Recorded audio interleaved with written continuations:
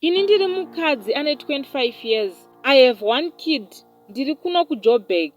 In 2018 I met this guy anova ndiye baba vemwana wangu.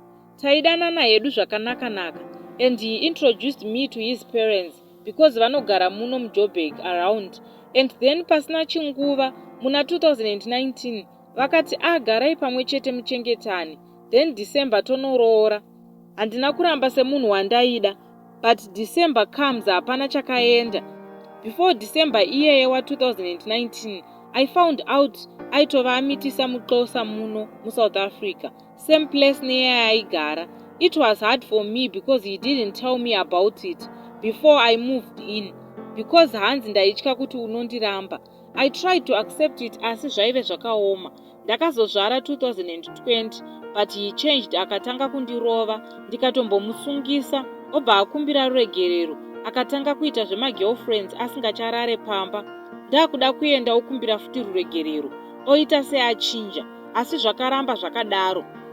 4 years dzese nootsvakirai kuno or anything. Now basa rakapera pandaishanda, zvikaita worse.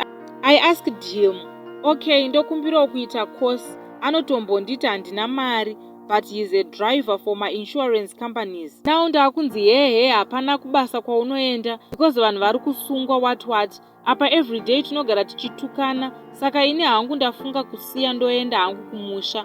Mubvunzo wangu unoti, nhai pane future here ipapa? Nezuro chaiye ndakamubata negirlfriend. Ini ndonzi hehe kutsvaga basa unozonyengwa. Nhai imi zvirikowo here izvi? I get confused. Amai vangu handichavaudze. Because I tried to tell her handina peace, vobva vanditi unoda kuchinja varume kusvikepi. Nezuro ndainzi hehe, iwewe December wakaenda kumusha negrocery kuvabereki vako. Ndoti nhai saka waiti mwana anonodyei vedu we. Pane future here because ndafunga kusiya hangu apa.